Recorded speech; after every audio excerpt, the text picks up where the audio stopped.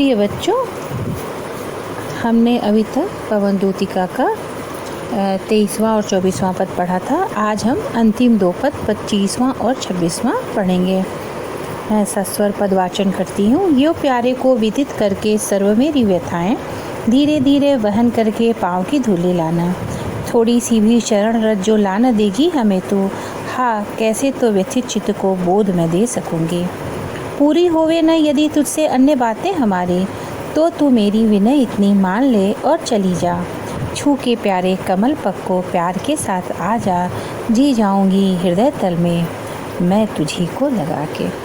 बच्चों, इन पंक्तियों के माध्यम से राधिका ने कृष्ण के प्रति अपने हृदय की प्रेम की भावना को व्यक्त करते हुए कहा कि तुम कुछ न करना, बस उनके चरणों को स्पर्श करके आना और तुम्ही को मैं हृदय में लगा करके अपने प्रियतम के प्यार का सुख पा जाऊंगी, मैं संतोष कर लूँगी और मैं फिर से जो मृतप्राय हो रही हूँ मैं फिर से जी उठूँगी।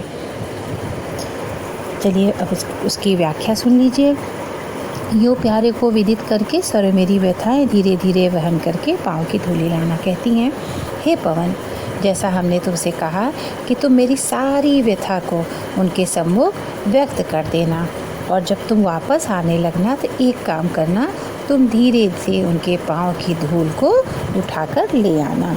थोड़ी सी भी चरण रज जो ला न देगी हमें तो, हाँ कैसे तो व्यथित चित्त को बोध में दे सकूँगी। कहती हैं, यदि तो मुझे उनकी थोड़ी सी चरण धूल ला दोगी तो मैं उसे अपने माथे पर रख करके उसको माथे से स्पर्श करके अपने मन को समझा करके मैं धैर्य धारण कर लूँगी, अपने मन को समझा लूँगी, धैर्य बंधा दूँगी। फिर कहती हैं, पूरी होवे न यदि तुझसे अन्य बातें हमारी, तो तू मेरी विनय इतनी मान ले और चली जा।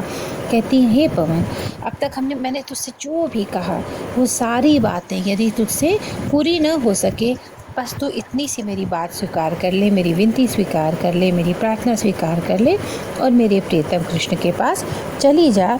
छू के प्यारे कमल पग को प्यार के साथ आ जा, जी जाऊंगी हृदय तल में मैं तुझी को लगा के।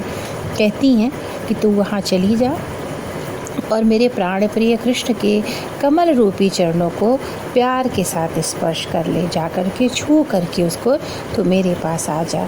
और मैं विरहिणी, जो मैं एकदम मृत्युप्राय हो चुकी हूँ, मैं तुझे अपने हृदय से लगाकर फिर से जी उठूँगी, मेरे अंदर फिर से जीवन आ जाएगा। राधिका जो हैं अपनी सच्ची प्रेम भावना यहाँ अभिव्यक्त कर रही हैं और अपने कृष्ण के प्रति अपने जो है प्रेम को यहाँ उन्होंने अभिव्यक्त किया है। बच्चों, भाषा खड़ी बोली है और अलंकार यहाँ पे पुनरुक्ति, प्रकाश, मानवीकरण, अनुप्रास, रस यहाँ पे वियोग है।